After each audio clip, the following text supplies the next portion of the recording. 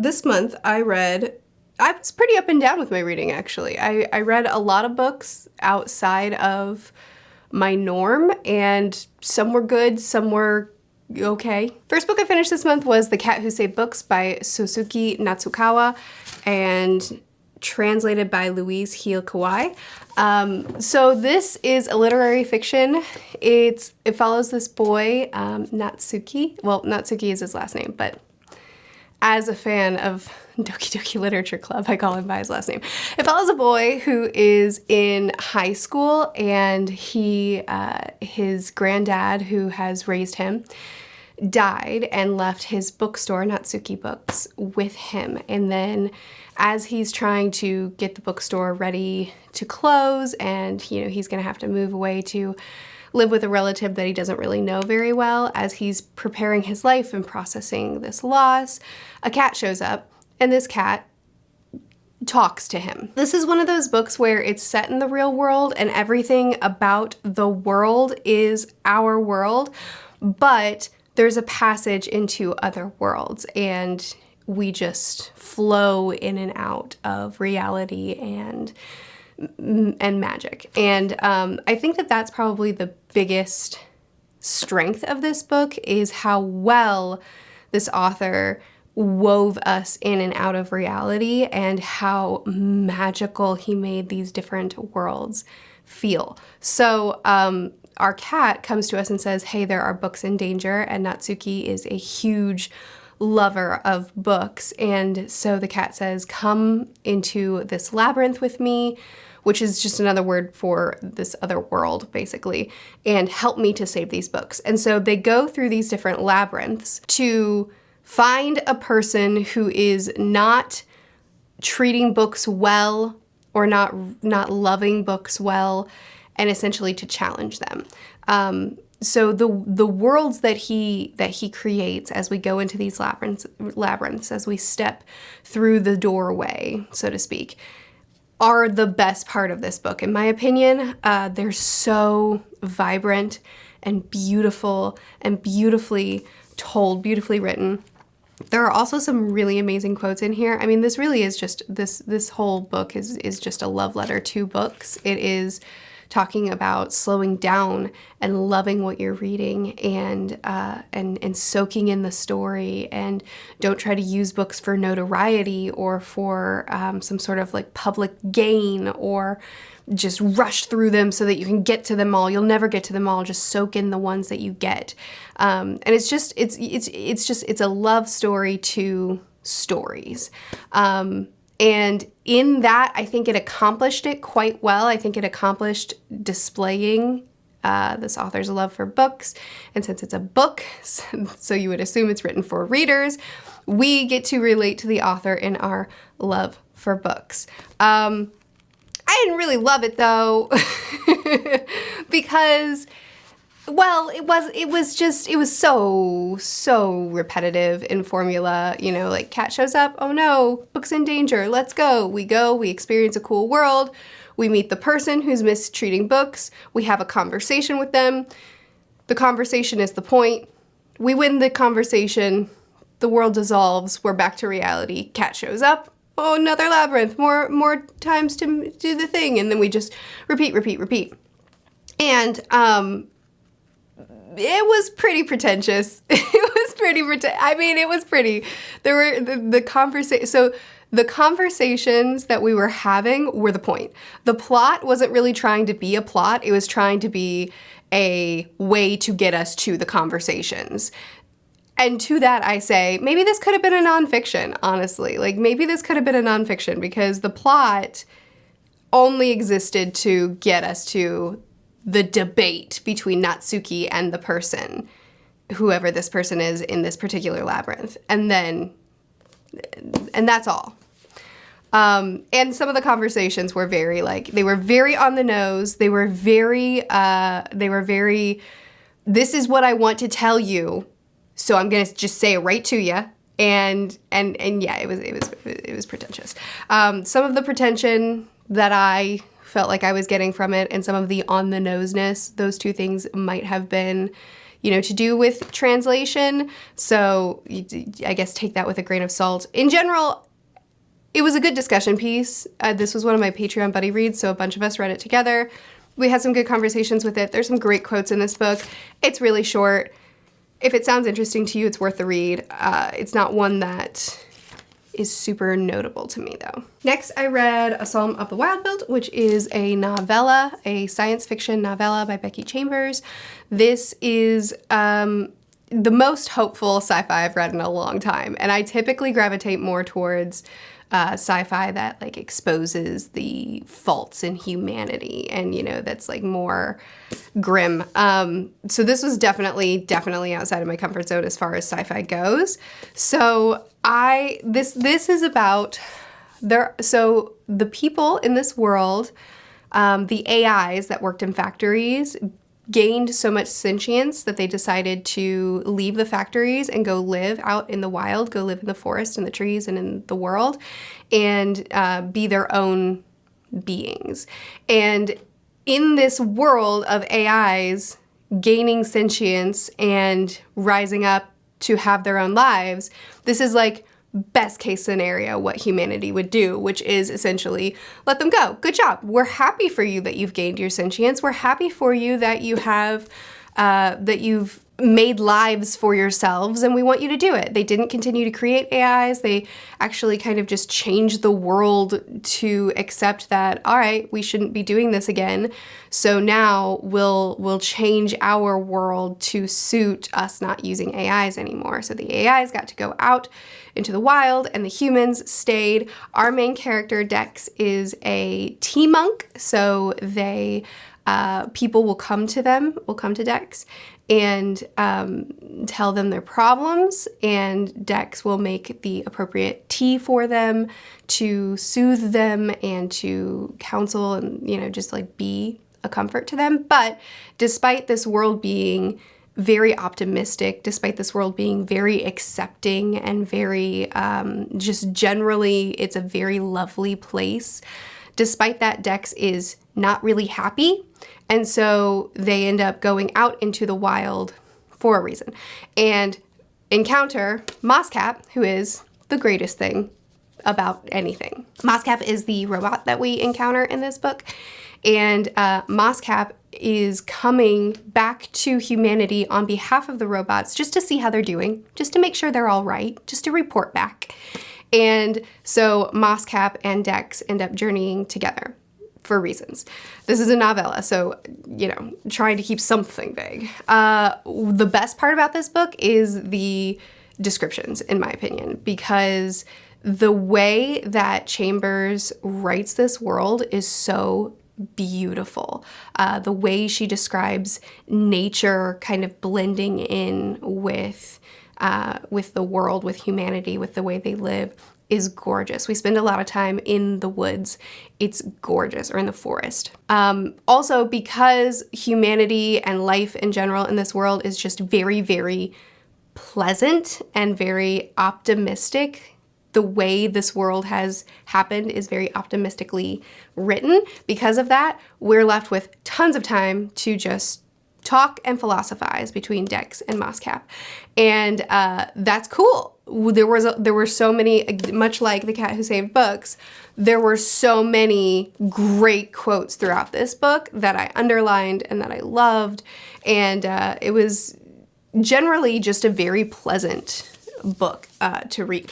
Actually, the dedication to this book says, for anybody who could use a break. And I feel like that's a pretty good description. If you're just tired and you just want something hopeful and optimistic and sweet and nice, this is a great little novella for that. Next book I read, wow, I read so many light books. I remember my reading is going to take a turn because I read so many light books in a row that I was like, I need something dark. But anyway, another light book is Wundersmith, which is book 2 in the Nevermore series, or the Trials of Morgan Crow series. So book 1 follows Morrigan, who is 11, I think. On her 11th birthday, she's destined to die because of reasons, and she's also believed to have a curse on her head. So anytime something bad happens in this world, anytime somebody has some sort of misfortune, they blame it on her because Morrigan, in and of herself, is bad luck. Her presence is bad luck. Her presence is a problem for the people around her. So she's destined to die on this day, but because it's magic, she is this wonderful, wonderful man, Jupiter. I read so many great characters this month. Jupiter, who I adore, whisks in and saves her and takes her away to this magical, wonderful world where she competes to have a place in the world. Way oversimplified, but there you go. I can't really talk to you about book 2 plot-wise because the basic plot of book 2 spoils book 1. So I'll talk to you about emotions, and I'll tell you that last month I adored this book. I said that if this got a good movie adaptation, it would be our next Harry Potter, in the sense that it would like penetrate the world. Like it would just be such pop culture that everybody would understand what it is, whether they read it or watched it or not, because it's just, I think that it is the type of middle grade that is so magical and beautiful and hopeful yet deep that it would go so far. Strong praise. Wundersmith, I loved as well. I do like book 1 better than book 2, but I'm constantly surprised at how well, I didn't say this author's name, Jessica Townsend. I'm constantly surprised at how well Jessica Townsend does at keeping this magical, beautiful world with so many incredible, well thought out, deep characters, and make it feel like an escape and like a runaway and a hideaway, and it's so soothing and comforting, but at the same time tackles really intense emotions. This book has a lot of really like tense and scary scenes. You know, as a 29-year-old I wasn't scared, but if I were reading this as a 12, 13, 14-year-old, I would be.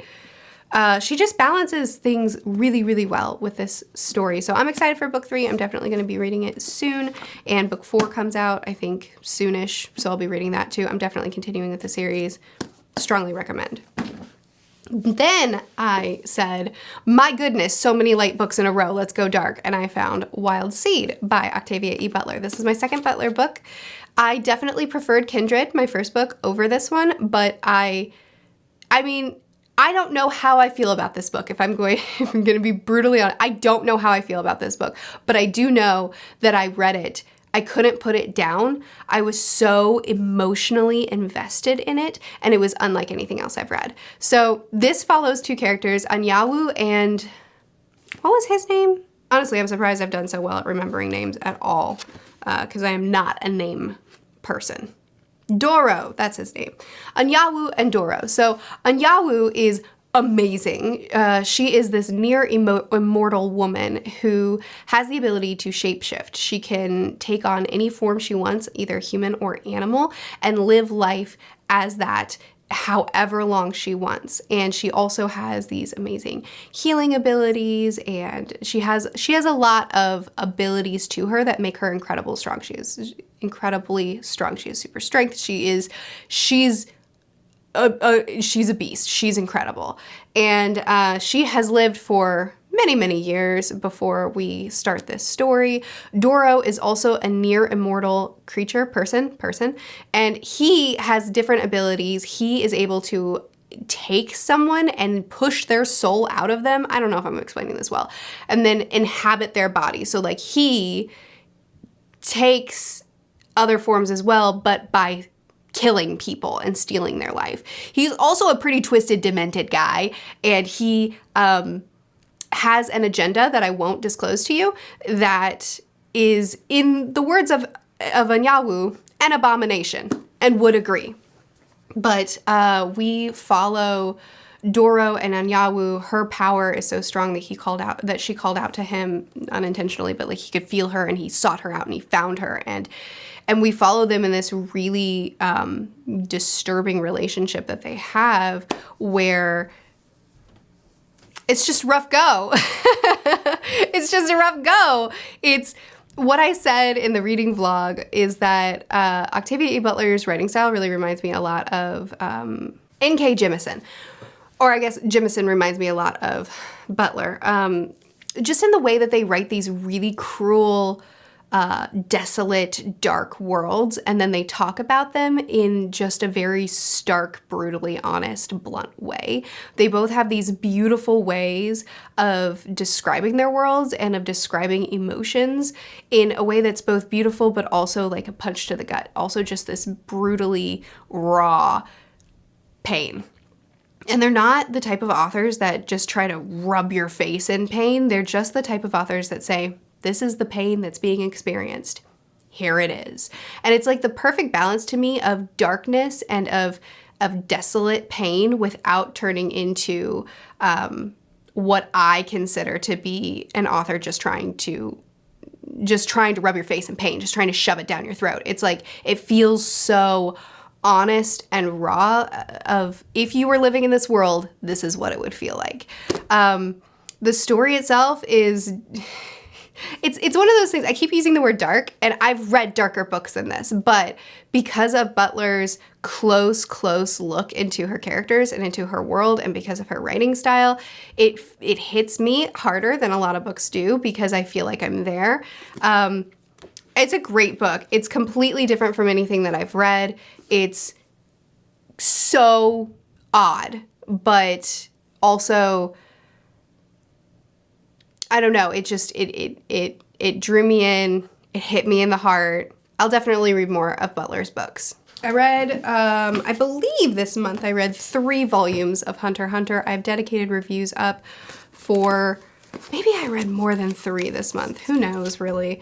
But I have reviews up for those, so I won't really talk about them too much here, but this is the next manga series that I've been reading since I finished One Piece, and it follows this boy who wants to be a hunter, which is like the most highly sought after career that you could have, and he wants to do it specifically so he can find his dad. And he's this sweet kid that is learning, that's going through the hunter exam and then continuing on past that and learning how to get stronger, facing the most terrifying foe. Honestly, the villain in this series is like incredibly written, and it's a lot of fun. I'm having an amazing time with it. Next book I finished is The Thief, which is, I believe, a YA fantasy, and it's very short. I listened to the audiobook for this. It was 7 hours long, and so this follows a man named, oh no, I forgot the name. No, you don't need it. It follows a man who is a thief, a fantastic thief, but he is caught, and his captor, the king, says, hey, I'll let you free. Well, I'm gonna kill you. Or, you know, I could not kill you and you could work for me, and I'm gonna make you go steal something for me. I'm not gonna tell you what it is. You'll know it when you see it. And so our main character goes on a journey to get to the place to get the thing that he doesn't know about. And the first half of the book is just travel and talking and travel and storytelling and travel and complaining. And it's nothing happens. It's just nothing happens. It was still enjoyable because the characters, I think, were well written. There was a lot of humor written in there. The stories were interesting, but it was also nothing happened. So, sorry, my daughter came in, so I don't remember what I was saying now. But, oh right, the thief. Nothing happened. But then everything happened. It was a weird, it was a weird structure for this book where it was just so slow, and then all of a sudden we have incredible suspense, amazing obstacles, such like cool action, betrayals, reveals, sacrifices. I mean, everything happened in the second half, and it was thrilling. It was so much fun. I do wish that she had balanced the pacing better so that it wasn't so wibbly wobbly, because this is a book that kind of has to be talked about in 2 halves. But it was still great. I mean, the second half of the book was so fun. And the fact that this is only like a 300-page book makes me much more forgiving of the off-balance pacing, because it wasn't that long of journeying and talking and journeying and talking. But the second half of the book was so much fun, and it was fun. I don't know what else to tell you. I had fun. I do think I will continue on with this series just because all the books are really short, and it's nice to have just exciting, fun, quick books to have in my arsenal, especially whenever I'm reading bigger books, which I read a lot of short books this month, but I'm now in the middle of 2 very big books, so it's nice to have a good balance.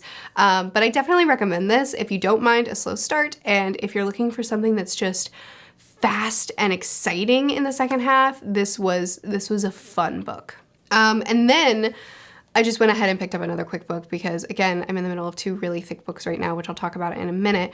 But then I picked up the next Alana book, which is, I'll tell you what it is. In the Hand of the Goddess. So Alana, I read the first book, I don't know, last year, and I loved it. So the first book is about a girl, I don't remember, maybe she's 10, who knows.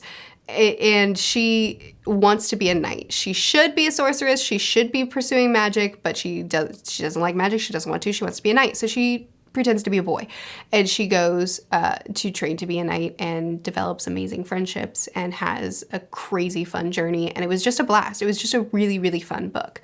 I didn't continue the series even though I said I would, and now I finally continued the series, and book 2 was also a really, really fun book. In book 2 we get a familiar, we get an animal, a magical animal, and we get a lot more inner social issues, facing off, or not really facing off, but there's tension with a character that we suspect. There's things going on among our group of friends. Alana is now getting older, so she's also now being introduced to romantic situations, and the book is growing, or the series is growing up with her a lot. And I pretty much have the same feelings about book 2 as I did about book 1, honestly, in that it's a blast. It's so much fun. I love Alana as a character. I love her friends. But my big complaint of book 1 is the same as book 2, and that's just that it's so rushed. I listened to the audiobook. It's a 5-hour audiobook, and in this 5-hour audiobook, Alana started the book at 14 and finished the book at 17. That's a lot of time to cover in 5 hours, and it's not covered smoothly, I don't think. There are crazy fun scenes that happen, like freaking facing off against a wolf that's attacking you and trying to kill it, or getting kidnapped and rescued, or I won't list all the things that happen in the book, but really thrilling things that happen that I feel like I'm listening to a summary of the book instead of listening to the book. Because they happen and are done in such a rapid pace. And then we have these really clunky time skips where it's like we're in the middle of something that's like, that I'm really into, and then the next sentence will be, anyway, her 17th birthday came and passed, and now it's months and months later. And it's like, what? We were just doing something. That was not a smooth time skip, and we get those all the time. So I have such mixed feelings about this series so far because they're so fun, and while I'm listening to them, I don't want to stop. Like I could just sit and listen to the full audiobook uninterrupted. I mean, obviously I can't because that's too much time to just be sitting and listening to an audiobook, but I feel like I could because I'm that engaged in the story and I just am having a good time while I'm reading them. But the pacing is so jagged, like it's so bad that it bothers me.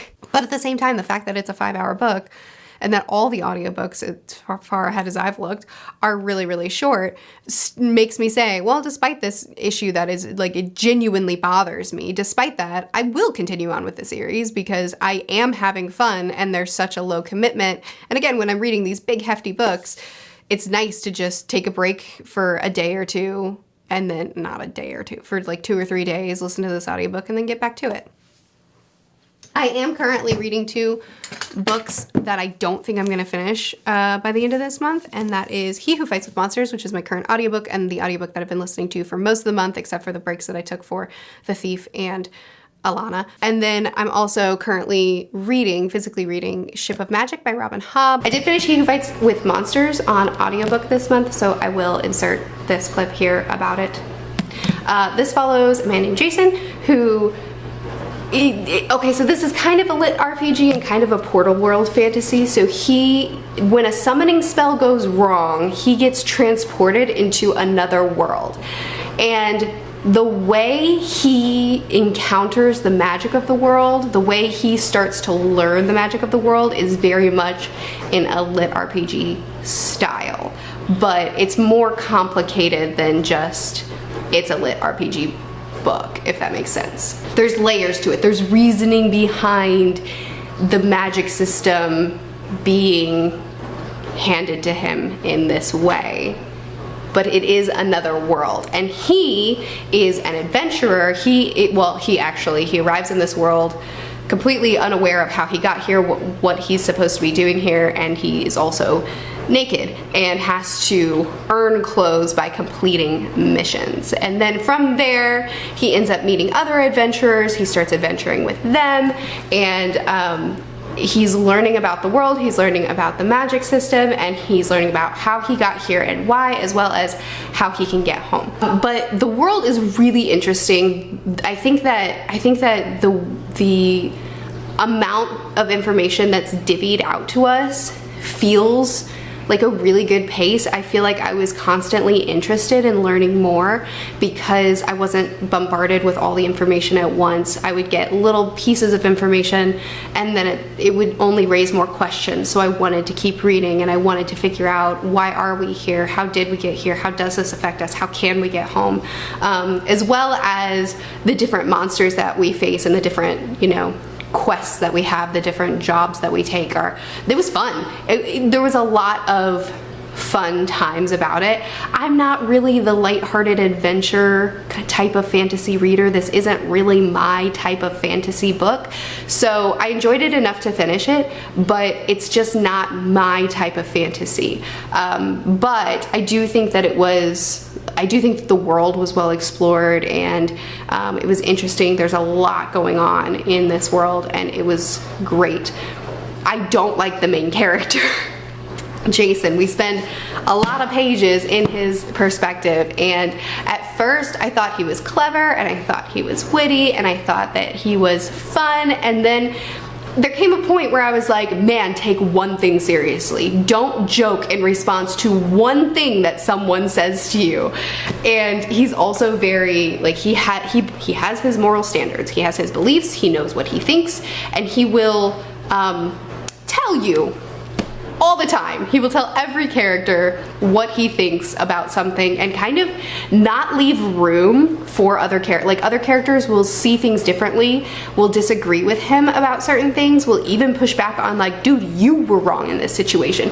But he doesn't leave room for them to be able to have other opinions. He's just like, he's very assertive with his morality, with his standing, which makes him feel very preachy at times, and it's annoying. But he's also self-aware. Like, people call him out. They're like, hey, quit being a jerk, or hey, stop preaching at me, and he's like, yeah, you're right, sorry, and he'll dial it back for like 2 seconds, and then he'll just keep being himself.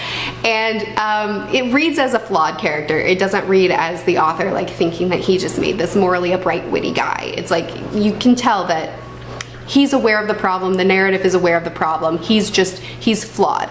But at the same time, he's annoying, so I didn't like hanging out with him as much as I hung out with him.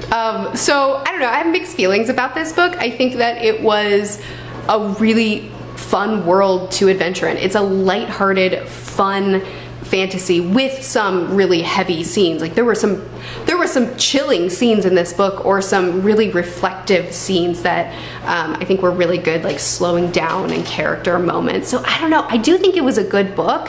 I just didn't care for the main character, and I'm a big character reader, so that matters. And the, lighthearted adventure it's not usually my jam. So I liked it enough to finish it. I don't really like it enough to continue on with the series. So there you go, those are all the books that I read in the month of March. Feel free to chat with me more if you've read any of these, or if you plan on reading them, or if you have any questions about them. I post videos every Tuesday and Friday, and I have reading vlogs that go up every Thursday on my second channel, which is linked in the description. I'll see you again soon. Bye.